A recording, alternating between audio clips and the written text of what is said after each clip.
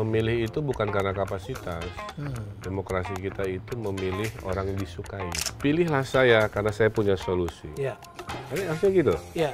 Yang terjadi adalah pilihlah saya karena sebelah saya jelek. Di politik itu saya bukan cari pekerjaan. Ya kalau sponsorshipnya tidak ada udang di balik batu, ideal. Kenyataannya kan tidak. Mau apa? Menambah kaya, Anda ingin berdinasti-dinasti, Anda ingin melakukan pelayanan publik apa? Ada orang yang nggak suka saya karena Pak Jokowi ada di Pak RK, berarti saya nggak suka Pak RK. Yang dalam politik tidak semua takdir kita, Prof, ditentukan oleh kita.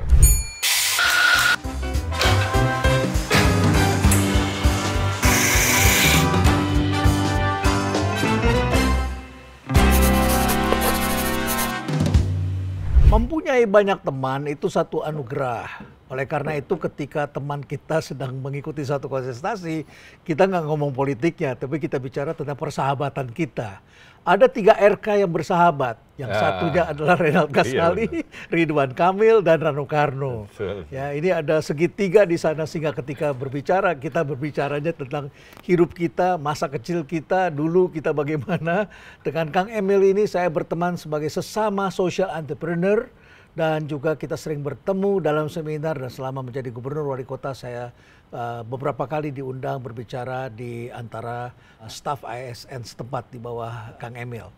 Oleh karena itu pada hari ini saya ingin menyapa Kang Emil. Apa kabar Kang Emil? Baik Prof. Selamat datang di Cafe Berisi.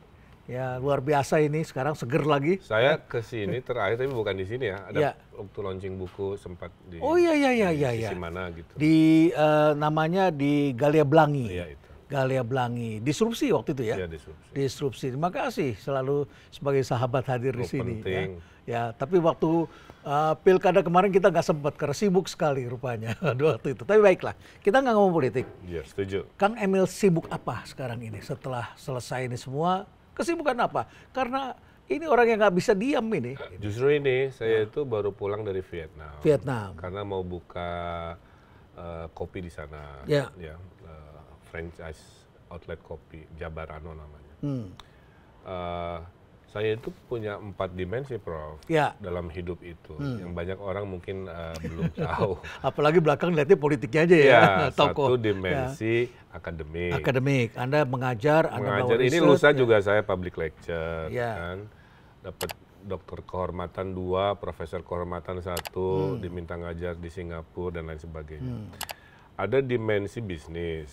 Dari dulu memang jiwa saya entrepreneur. Ya. Cuman angle-nya dari sifatnya infrastruktur, yaitu arsitektur. Ya. Nah, sekarang ke kopi. Ya, sektor real.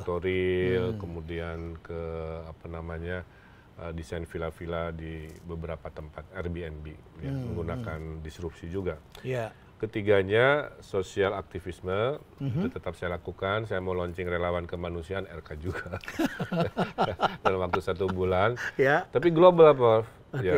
Nah, keempat baru politik. Jadi ketika 1 pintu mungkin istirahat dulu, 3 pintu dimensi saya kan tetap terjadi. Itulah yang menjadi kesibukan saya. Nah, karena kemarin baru pilkada, kemarin ke Vietnam, saya terkesima gitu ya. Anda ke Vietnam karena urus apa sana? Mau buka outlet Jabarano di sana. Oh, Anda mau bikin kedai kopi di sana? Iya, kedai kopi. Padahal Vietnam itu dikenal dengan kopi Vietnamnya. Nomor 2 produksi kopi. Gitu. Anda kepung di negara yang peminum Kan kopi. kita ada food Indonesianya itu Ya. yang membedakan diferensiasinya. Nah, Vietnam itu, Prof, Ya. dia baru mulai pembangunan tahun 80. Setelah perang Vietnam. Kita dari 45 udah beda hampir 20 tahun lebih kan. Ya, Hampir 40 tahun. Ya. Tapi ekonominya tertinggi, 6, sekian persen. Ya, setelah India dia tertinggi, di ASEAN dia Di tertinggi. ASEAN nomor 1. Punya mobil nasional, kemana-mana taksinya apanya ada Finvest. sana sini sana sini, saya bilang keren. 3 tim sepak bolanya baru juara AFF. 3 yang Indonesia tidak miliki hari ini. Mobil nasional tidak ada, sepak bola belum juara-juara. Pertumbuhan ekonomi tidak setinggi yang diharapkan kan. Dan investor bolak-balik ke Indonesia pilihnya ke Vietnam. Saya ketemu rumusnya. Kalau di sana, Prof, Tanah itu disiapin pemerintah. Anda tinggal bangun minggu depan. Nggak perlu pembebasan lagi. Di kita pembebasan dibebankan ke investor, terjadilah negosiasi sosial ini itu. Sehingga contoh kayak kereta api cepat. Ya. Kan cuma 130 km 5 tahun. Di Tiongkok 5 tahun itu bisa 1000 km. Jadi pertanyaannya, kenapa ada negara yang baru mulai pembangunannya tahun 80, tapi prestasinya kecontreng semua, sementara kita rentang waktunya panjang. Menurut saya ada di sistem pengambil keputusannya, gitu. Sehingga jadi evaluasi apakah demokrasi yang kita hingar-bingar ini ya, Prof, one man one vote yang mahal ini adalah solusi. Kan tujuan membangun negara itu cuma 2, adil, makmur. Saya pernah baca tulisan itu, di Vietnam negara apa ya? Terus ada orang Vietnam presentasi, profesor Vietnam presentasi. Market mechanism led by socialism.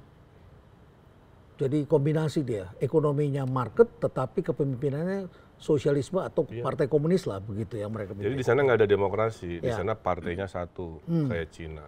Tapi mengizinkan terjadi kompetisi market, maka terjadi kompetisi kan. Dulu tanpa market ekonomi kan Cina juga stagnan. Nah poinnya tidak ada demokrasi, tapi lebih maju di waktu yang pendek. Waktu yang singkat. Padahal kita tahun 80, full demokrasi, merdeka lebih dulu, ternyata tidak mencapai apa yang mereka capai. Jadi ini harus jadi renungan, mumpung pemilu serentaknya sudah, betul nggak? Pilpresnya sudah, pilegnya sudah. Apakah pilihan demokrasi ini bisa mempercepat adil makmur itu? Jangan-jangan ini masalahnya, karena ada benchmarknya. Jadi di sana tidak ada mafia, tidak ada, mafia mungkin ada, tetapi bagi pembangunan bisa jalan dengan cepat dan baik sekali. Teknologi juga simple. Saya ke sana karena urusan kopi. 1 hektar 5 ton, Prof. Kita 1 hektar, tadi saya wawancara, cuma 500 kilo. Maaf ya. Apa sebabnya? Pengetahuan. Pengetahuan. Saya nggak ngerti juga teknologi juga mungkin belum menyentuh, mungkin ini masukan buat kementerian. Tapi intinya coba bayangkan, sama-sama subur, sama-sama nanam kopi. Di negeri itu 5 ton, di sini 500 kilo, maksimal seton.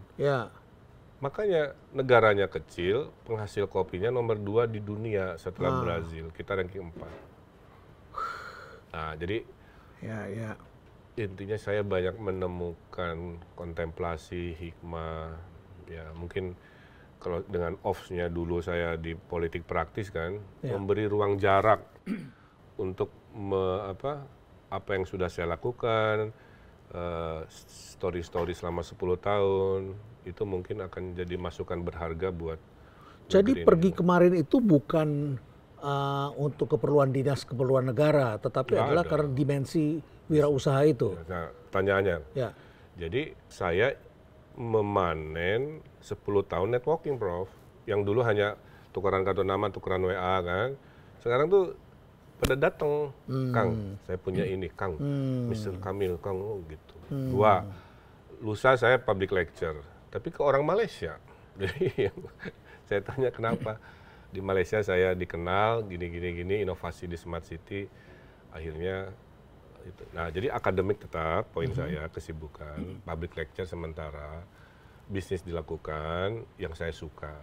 Saya sukanya bisnis yang ada travelingnya, gitu. Kira-kira itu, Prof, kesibukannya. Tapi kan masih menjadi, kurator di IKN? Ya, IKN kan melambat. Kalau tugas saya itu sederhana, ada proposal masuk, saya review, saya kasih nilai, lulus tidak lulus, perbaikan, kayak kita dosen.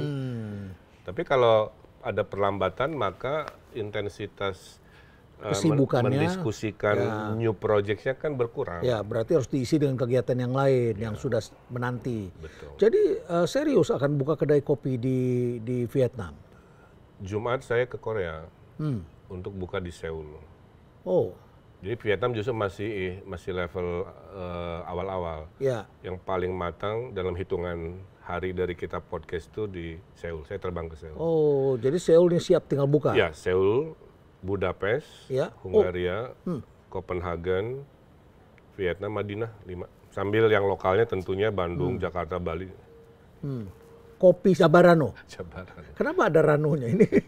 Karena berteman dengan RK juga. Ya Pak Rano sahabat saya, semangat jadi wakil gubernur. Karena dari Jabar. Oh Jabar ya. Tambah Ano. Ano. Jabar Ano. Jadi bukan karena Rano Karno ya, bukan ya. Tapi kalau Karena mau RK melulu kita mau ini. disukai Bang Rano silahkan. Untuk melawan Amerika plus Ano. Americano kan gitu. Kopi hitam. Ya, ya, Rasanya ya. Jabar plus Ano. Jadi visinya kopi Jawa Barat mendunia. Baik. Kita di sini juga ada kopi, tolong dicicipi ya. Nanti saya gantian mencoba kopi Jabarano. Siap. Ya. Ini kopi apa, Prof? Ada dua, ada kopi kopi hitam, satu lagi ada kopi inspirasi yang dengan susu lah begitu. Oke. Pilih yang mana? Kopi hitam aja. Kopi hitam, saya juga kopi hitam. Ya, oke. Jadi kopi itu minimal ada 4 spesies. Ada Arabica, Ya, lebih manis, lebih asam, Ya. lebih mahal. ya. Karena dalam ketinggian di atas 800. Di bawahnya ada Robusta, Robusta, ya. lebih pahit. Makanya orang-orang yang Strong. pengen espresso yang strong itu biasanya Robusta. Robusta. Sisanya kecil-kecil ada Iberica, ada Excelsa. Dan Oh, Vietnam Robusta ya?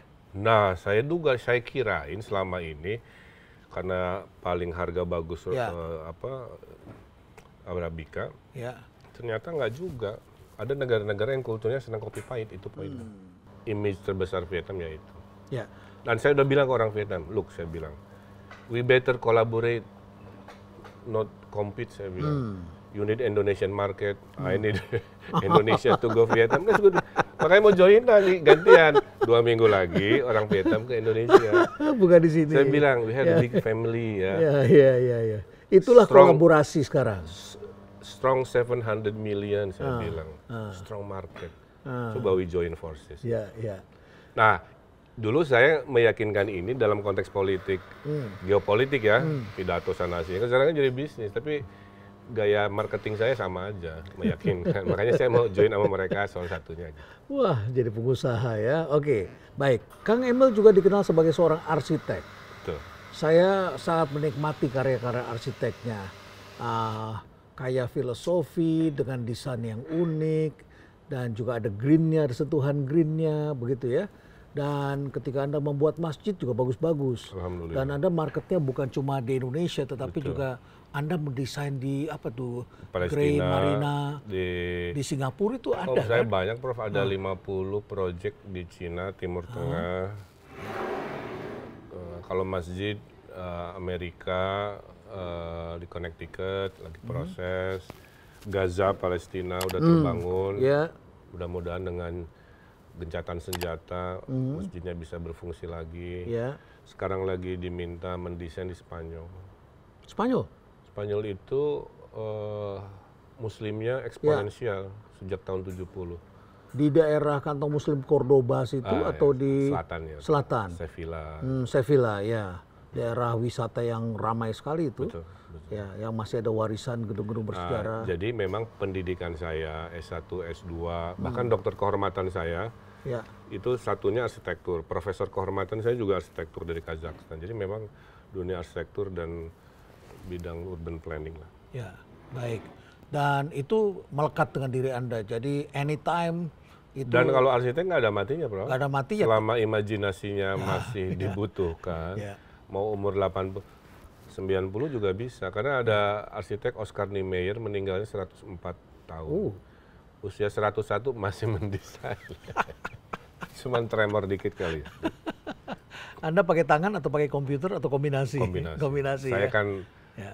pendidikannya old school. Ya. Tapi hari ini kan ada AI. Jadi Ya. AI itu membantu. Sangat membantu Yang ya. tadinya otak saya hanya sanggup bikin 2 opsi. Ya. AI membantu jadi 20 opsi kan. Terus tinggal dipilih mana yang jadi ada. Baik, silakan Kang, kita ngopi dulu. Ya. Mantap. Makasih. Nanti kita akan coba juga Jabarano.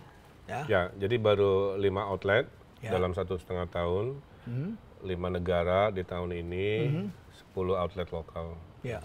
Rencana juga di Vietnam akan ada banyak atau hanya satu? Mestinya ada beberapa di Vietnam. Oh, Ekspansi, minimal kan? 3, Prof. Minimal 3, ya. Jadi teori kita, Ya. kalau mau bikin outlet jangan satu, karena back office-nya nanti nggak efisien. Nggak efisien. Saya ketemu teorinya. Iya, iya, iya. Jadi kalau bikin kafe nih, Ya, kalau satu tuh SDM-nya membebani si Ya. revenue-nya. ya, ekonomi soft skill-nya nggak cukup Ya, tapi kalau memadai. dibagi Ya. 3, nah Ya. baru Ya. sehat. Ya, ya. Nah, itu. Baik. Jadi itu kita bicara tadi tentang Vietnam, kemudian kita bicara juga tentang dimensi entrepreneurnya Kang Emil, tapi juga social entrepreneur dulu ya. Betul. Bahkan rumah Anda ada bikin dengan desain dengan ada botol-botol kaleng, ya kan? Botol bekas ya. Iya kan, botol bekas. Dan dulu saya ingat tuh pernah dipresentasikan kan, bikin taman pakai botol-botol juga ya, bahan recycle. Jadi poinnya adalah bicara ke agama saya, di Islam itu kan ada hadis Khairunas anfa'uhum linas, manusia yang paling terbaik, paling mulia adalah yang hidupnya bermanfaat. Bermanfaat. Nah, bermanfaat itu kan pintunya banyak. Bermanfaat karena ilmu seperti Profesor kan, Anak Kasali. Ada bermanfaat karena hartanya, do something, bersedekah, bikin apa. Ada bermanfaat karena powernya. Jadi saya ada di dimensi-dimensi itu. Jadi kemanapun saya pergi, rumusnya sama. Saya ingin tetap produktif, bermanfaat di pintu-pintu yang tersedia. Dulu tersedia 4, sekarang 3, kira-kira begitu. Jadi melihat lagi kondisi ke depan Dan ya. menurut saya bagus juga agar saya bisa merefresh juga. Jangan-jangan saya ketinggalan isu-isu atau hal-hal yang selama 10 tahun kan mungkin terlalu fokus di wilayah Ya. yang terbatas. Gitu. Ya. Kalau ada pelajaran, tentu banyak pelajaran yang diambil dong, menjadi Waduh, wali banyak kota, banget. gubernur, kemudian dengan politik yang terbuka ini, lessons learned kan banyak, network banyak gitu ya. Saya harus kasih 2 kategori plus minusnya lah ya. Ya. Mau yang plus dulu apa minus dulu? Good news dulu dong. Ya, Kita good news dulu. Ya. Plusnya, you making a change, Oke. ya, big time. Ya. Saya wali kota penghargaan 400, waktu gubernur penghargaan 500, semua dimensi diambil keputusan oleh tanda tangan si pemimpin kan, pendidikan, kesehatan, keagamaan, sosial semua gitu. Anda punya kesempatan yang besar untuk melakukan transformasi. Kepuasannya melihat transformasi, kepuasannya melihat before after. Dan Anda memimpin provinsi terbesar Indonesia dengan jumlah penduduk yang 50 terbesar, ya 50 juta lebih. Nah, Ya. jadi membawa perubahan yang dulu kalau bukan pemimpin politik tuh perubahannya tuh sektoral. Oh, Anda pemimpin ekonomi, Ya, HIPMI, cuma ekonomi, tadinya. ya. Tapi kalau politik kan semua. Ya. Nah itu kemudian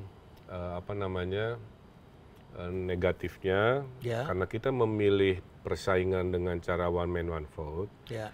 terjadilah pemilu-pemilu yang menurut saya kita belum matang. Sehingga tidak semua pemimpin itu punya kapasitas. Ya.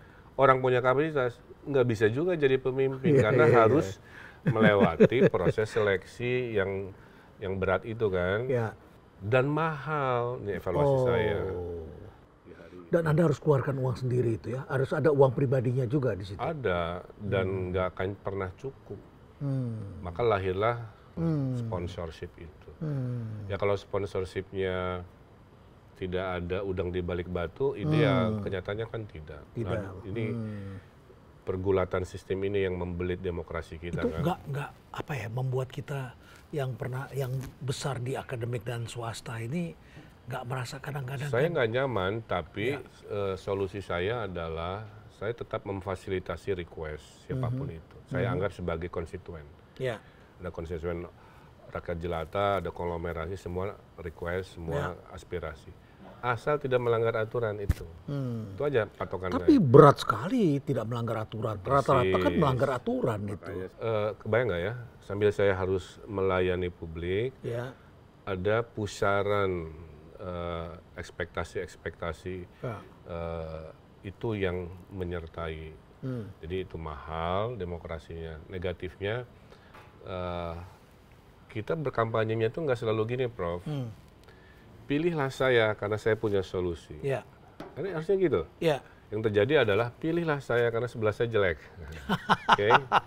Dia jelek loh, dia norak, dia masa lalunya gini. Yang Jadi, sana juga balas begitu kan? ya kita masih ada di level itu, makanya lahirlah buzzer, lahirlah black campaign, negatif. Ibarat tiga punya restoran nih, Ya. bukan bilang sini dong menunya banyak, harganya murah kan. Ya. Tapi belilah ke restoran saya karena sebelah ada tikusnya. Apalagi Anda Sebenarnya- bertarung dari dua tim kesebelasan sepak bola yang peminatnya banyak sekali dan dua-duanya musuh bebuyutan. Ya, itu menambahi Warna ya. warna yang sebenarnya nggak biasa aja, tapi harus dilalui lah. Gitu. Nah, jadi itu ya demokrasi kita kelemahannya ada di situ juga, yang mengakibatkan proses seleksi ini tidak selalu memilih pemimpin yang bisa membawa perubahan. Saya bicara apa adanya ya, mohon maaf. Waktu saya 10 tahun jadi wali kota gubernur, kalau saya ke forum penghargaan, pemimpinnya itu lagi, Prof. Padahal pemimpin itu ada 500. Ya.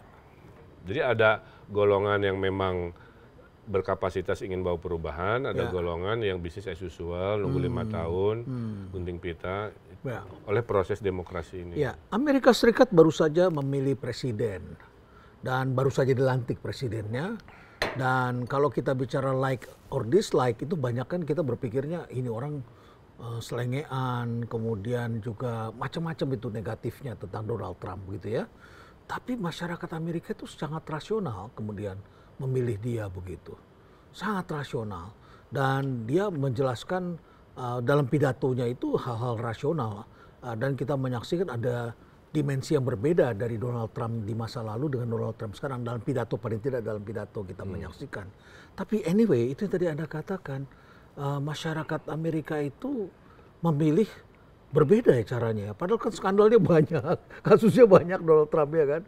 Dan kalau dia bikin sesuatu, ada saja persoalan-persoalan begitu. Tapi masyarakatnya melihat bahwa pemimpin yang ini, yang sebelumnya dianggapnya kurang perform barangkali begitu ya. Dan dia membutuhkan pemimpin yang tipe seperti ini yang baru. Saya akan mengembalikan argumennya ke tadi. Apakah yang kita bicarakan ini mendeliver lebih cepat tujuan bernegara itu, adil makmur tadi? Kenyataannya Amerika hari ini ya masih ranking 1, tapi udah keteteran. Lihat di konten-konten TikTok, infrastruktur. Mereka udah jorok, udah ini homeless, gun control apa. Di Cina udah pindahin data udah pakai palm gitu kan, bayar udah pakai tangan dan sebagainya. Jadi mobil listrik juga begitu bukan ya. Demokrasi. Jadi ngomongin Amerika juga per hari ini nggak semuanya jadi model society, Bro. Sudah Kita harus berbeda. jujur. Bahkan lebih bagusan Indonesia urusan gelandangan ya. Betul. Saya ke DC, ke Hawaii, ke New York, kemana-mana gelandangan nggak keurus. Bisa menyerang negara lain tapi tidak bisa mengatasi api. Persis wake up call-nya. Negara superpower yang kita nonton di Netflix, film Hollywood superpower segala rupa, kebakaran kok nggak terantisipasi. Dan tidak bisa mengatasi dengan cepat. Itu dan seterusnya. Belum masalah diizinkan drugs itu terjadi yang zombie town itu kan ngeri itu, padahal itu kan negara maju. Jadi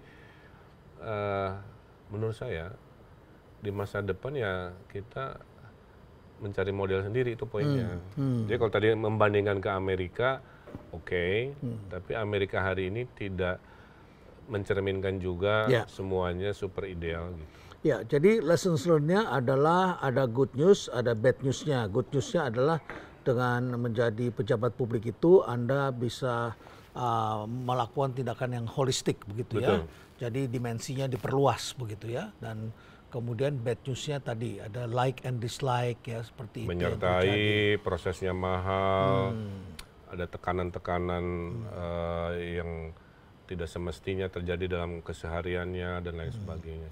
Plus tidak punya privasi lagi. Ya, tidak punya privasi lagi. Jadi setiap ucapan Anda pun dikomentari publik. Tapi Anda misalkan si pejabat punya kemampuan karena hartanya beli jam mahal misalnya, tapi kan bisa dipakai nanti dibully. Itu contoh ya, pengorbanan seperti itu.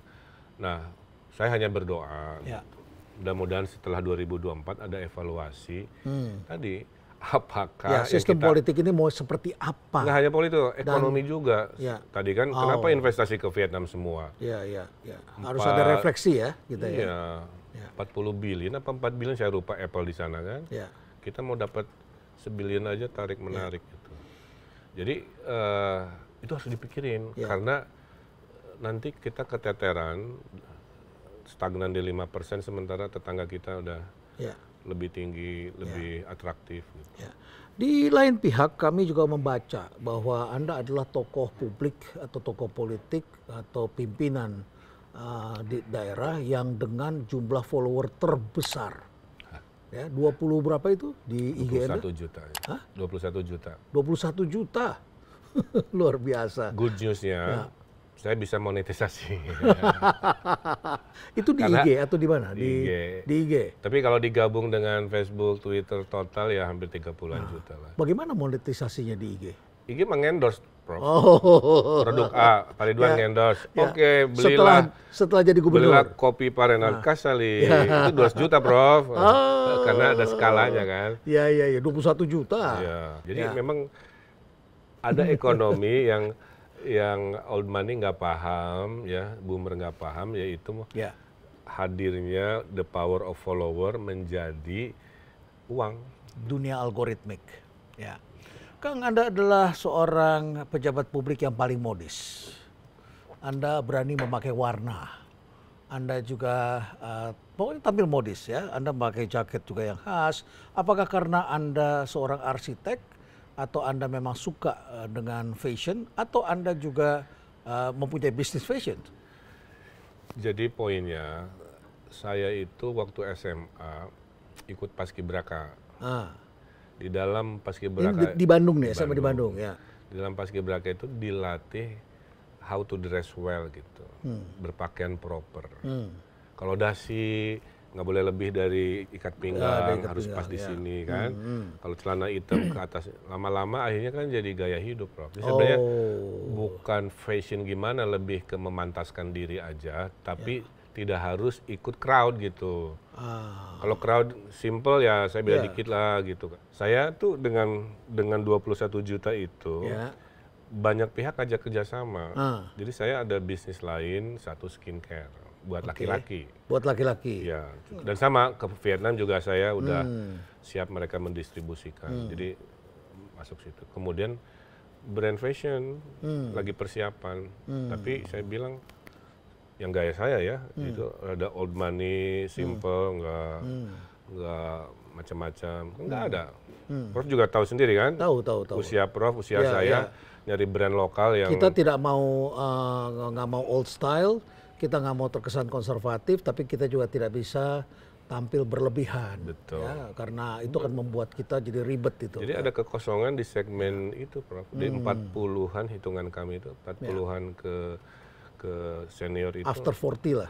Nggak ada brand yang padahal demand itu tinggi dan buyingnya kan kuat. Ya. Nanti aja kalau udah launching saya kabarin.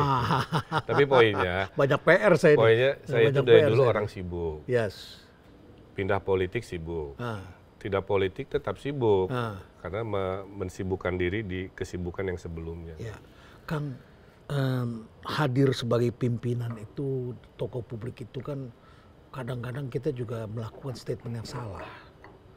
Ada nggak sih kita pernah mengalami, ada nggak kebimbangan kita atau setelah kejadian tiba-tiba kita baru sadar, saya kan nggak boleh yang ngomong kayak begitu. Ada nggak sih dimensi-dimensi atau ada setelah itu kita resah sendiri gitu, ada hal yang membuat kita nggak bener nih, tapi kita nggak bisa ngomongnya begitu. Banyak, karena yang dimaksud kadang-kadang berbeda, ada juga koreksi diri, itu bagian dari kehidupan. Cuman rumus hidup saya sederhana dari ibu saya, kalau salah cepat minta maaf. Nah kalau saya juga meyakini salah, keliru, saya cepat-cepat minta maaf. Dan itu minta maafnya yang tulus, bukan karena pencitraan. Kan sekarang banyak nih orang minta maaf tapi baca, orang minta maaf tapi kelihatan kakinya goyang-goyang, begitu kan? Ya. Nah, tapi kalau kita masih merasa ini ada konteksnya gitu saya jelaskan dulu, walaupun orang tidak setuju. Gitu. Ya orang tidak butuh penjelasan, tapi butuhnya adalah ya ditaklukkan lah kita begitu Contoh kan. kayak tweet-tweet lama saya muncul lagi dulu gitu kan. Itu kan konteksnya dulu saya orang di luar sistem politik, angry citizen, warga yang marah, ketemu Twitter kan. Ya saya luapkan kan khas ya SJW, Social Justice Warrior. Dibuka lagi 10 tahun kemudian Dengan konteks berbeda. berbeda. Seolah-olah itu omongan saya kemarin hari, omongan 10 tahun ketika Ridwan Kamil posisinya sebagai warga. Ya. Nah kadang-kadang kan dengan tadi ya teori kompetisi nyari kejelekan yang di framing, itulah wajah kita hari ini. Ya. Jadi ada, saya nggak bisa bohong. Tapi itu mendewasakan. Berarti oh ini salah, oh ini keliru, jangan diulang itu. Makanya nasihat saya itu, Allah tuh ngasih kamu loh kesempatan tiap hari bangun pagi untuk memperbaiki diri. Jangan ngulangin yang kemarin salah, pagi ini refresh gitu. Oke. Nah, terakhir nggak bisa dihindari, Prof. Kalau Anda di ruang politik, Anda itu makhluk panggung. Disinari terus. Diam diomongin, gerak diomongin kan. Omongannya ditunggu keseleonya dan lain sebagainya. Nah, itu kepada semua nih yang nonton. Kalau Anda ingin menjadi pemimpin publik, masuklah ke ring yang akan sangat kompetitif dan siap-siap dikomentarin. Maka setiap pemimpin politik, coba Prof bilang, ada nggak 100% yang tidak punya hater? Nggak ada, Prof. Ada nggak yang 100% disukai? Nggak ada. Jadi pemimpin itu nggak ada 100% yang disukai dan juga nggak ada 100% yang dibenci. Pasti selalu ada lover and hatersnya kan. Fanbase-nya dan hater base-nya itu pasti menyertai. Kenapa? Karena tadi demokrasi itu memberi ruang kita untuk suka tidak suka. Itu subjektif. Ya. Selain masalah haters tadi atau hal seperti itu kan juga kadang-kadang kita terperangkap apakah karena kesalahan kita ataupun juga karena framing, yaitu masalah hukum. Ada nggak pernah mengalami satu, waduh kok jadi begini? Oh ada begini, ada nggak? Mana yang lebih menakutkan? Itu. Framing publik atau masalah hukum? Masalah hukum lah. Masalah hukum. Karena kalau kita tidak melakukan dan kita terkena perkara kan kita dizolimi. Ya. Sudah nama baiknya hilang. Politik lagi. Ya, motivasinya politik. Ya. Makanya saya sujud syukur, Prof. Ketika hari terakhir saya di September 2023. Ya. Ya Allah, saya selesai. Melewati 5 tahun jadi gubernur. Saya sujud syukur, Prof. Karena di momen itu saya merasa selamat itu adalah value politik tertinggi di era hari ini ya. 17 kepala daerah Jawa Barat kan kena penjara. Dan nggak semuanya karena perkara-perkara yang sifatnya hitam putih. Kadang-kadang abu-abu juga. Abu-abu kan? Kerugian negara, siapa yang memutuskan kerugian negara itu bentuknya apa? Nah itu sisi gelap tadi yang saya lupa belum cerita tentu itu bahwa adalah, kalau Anda masuk ke dunia politik, siap-siap Anda akan dicari celah-celah dan mungkin kalau tidak dalam lingkaran politik hari ini ya Anda bisa kena target. Melihat semua itu dan ke depan tentu banyak jalan yang terbuka karena pemain politik tampil sebagai pimpinan itu juga adalah Anda adalah pemain panggung, bintang panggung, teman banyak, network banyak, kesempatan ke depan terbuka luas. Ke depan itu yang akan lebih difokuskan yang mana? Atau tetap 3 dimensi itu? Saya mengalir aja. Tadi kan dimensi bisnis akademik, aktivisme sosial kan. Saya mau bikin relawan kemanusiaan global, mau bikin panti asuhan di Gaza, itu bagian dari channeling. Nah, ke depan itu saya mengalir aja, lihat situasi, karena pada dasarnya di politik itu saya bukan cari pekerjaan, saya menggunakan ini untuk membawa perubahan. Jadi motivasi terbesar dalam pemimpin itu adalah motifnya.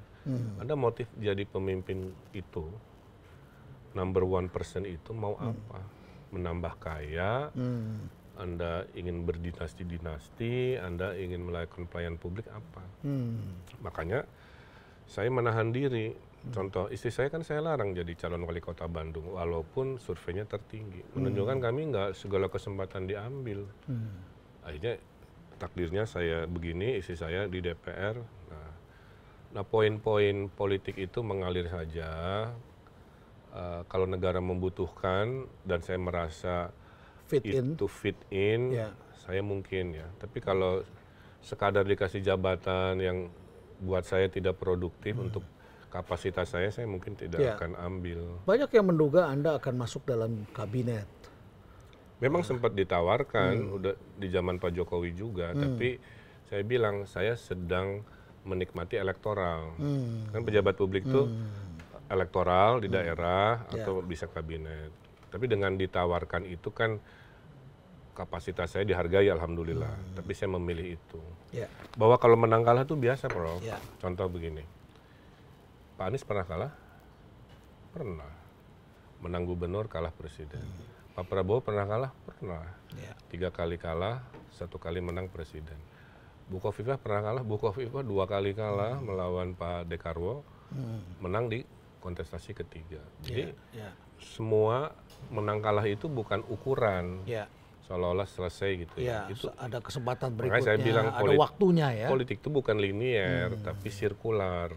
Jadi ketika di sini berhenti Ya. tidak menang, ya nanti si takdir akan muter lagi. Ya, dan itu semua yang disebutkan tadi kawan kita semua itu ya. Kita berkawan semua dan kadang-kadang kita jadi bertarung juga begitu Iya, ya. nggak masalah. Baik, Kang, masih ingat pesan Pak Jokowi terakhir atau pesan Pak Prabowo terakhir dengan Anda ketika Anda bertemu? Apa pesannya ketika Anda ketemu mereka? Dengan Pak Jokowi dulu deh. Anda Pak Jokowi terakhir ketemu di Jakarta, beliau hadir di sebuah pertemuan dan nasihatnya ya kalau di Jakarta harus lebih komprehensif lah. Semua itu harus konteksnya masih pilkada waktu itu. pilkada. Jadi konteksnya itu. Tapi kan momentumnya terlalu banyak dimensi ya. Ya, ya. Kalau saya ceritakan agak panjang. Panjang, ya. Tapi singkat cerita memberi nasihat. Nah, bagi saya semua nasihat adalah baik. Ya. Dengan segala plus minusnya silahkan. Makanya ada orang yang nggak suka saya karena faktor macam-macam. Ada juga faktor saya nggak suka Pak Jokowinya. Tapi karena Pak Jokowi ada di Pak RK berarti saya nggak suka Pak RK. Ada juga. Jadi hal-hal begitu. Makanya dalam demokrasi itu alasan suka tidak suka itu nggak bisa dilarang. Benar nggak? Saya memutuskan tidak suka nih dengan alasan bukan dia nih, tapi saya suka. Tapi karena temennya dia Iya. nempel-nempel, saya nggak suka, maka saya ngambil bisa. Pikiran kita itu ke bawah di situ, bisa. Ya. Oh ini saya nggak suka karena menurut berita walaupun hoax dia begini-begini, juga bisa.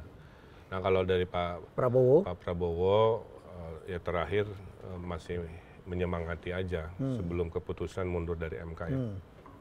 Gitu. Apa keputusan latar belakangnya sehingga Anda memutuskan ya udahlah selesai ini? Oh itu diskusi bersama, makanya saya bilang dalam politik tidak semua takdir kita, Prof, ditentukan oleh kita. Misalkan saya mau A nih, nggak bisa. Ya karena kita ada partai pendukung. Sistem ekosistem kita harus sama-sama A dulu.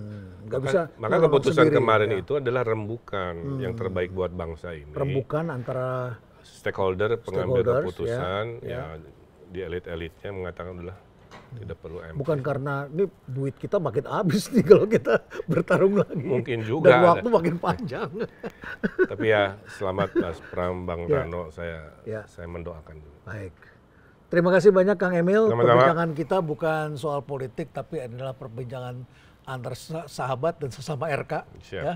Jadi nanti Prof kalau ada di Madinah, di Copenhagen, di Budapest, di Seoul, di Vietnam, mampir ke Jabarano. Baik, Jabarano. Jadi ini adalah mainan baru dari Kang Emil. Sebetulnya bukan baru-baru amat sih. Beliau juga dulu pernah dagang es mambu juga kecilnya ya. Betul, kalau cerita ya. Bakatnya dari situ. Makanya terbuka pikirannya begitu ya. Saya satu argumen aja. Coba Prof teorikan. Produk apa dari Indonesia yang bisa mendunia dan punya potensi jadi juara dunia coba? Berpotensi jadi juara dunia. Menguasai pasar, terkenal. Kopi? Nggak ada kecuali kopi. Kopi, ya. Ngomongin teknologi apa? Ngomongin, coba nggak ada produk kita mendunia kan, brand kita kan. Kalau kopi bisa, tapi semua orang ini. proses Tapi harus, kalau karena kita makanan, produser ya, kopi. kalau makanan katakanlah rendang, ada yang suka, ada yang nggak suka. Nasi goreng, ada yang suka, ada yang nggak suka. Tapi kopi, semua bangsa Afrika, kopi, Skandinavia, Amerika, Australia, tentu semua ada sana. taste-nya ya. Cuman Ada taste. OTW kayak Starbucks itu kan perjalanan panjang dan Ya. harus profesional. Itu yang saya bangun, Baik. bukan ketengan. Ya, terima kasih banyak Kang Emil. Sama-sama, Prof. Terima kasih. Akhirnya kita ketemu. Saya selama pilkada juga memanggil, minta tolong agar Kang Emil juga hadir di sini. Tapi kita tidak punya kesempatan. Tapi hari ini saya beruntung dan Anda semua bisa melihat dimensi kita sebagai human ketika kita melepaskan baju kita menjadi masyarakat biasa. Seperti apa kita? Karena kita adalah semua sama, human.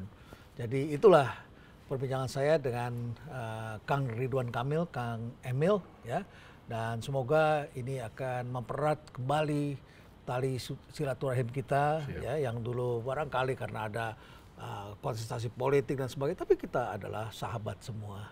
Dan terima kasih waktunya, stay relevant.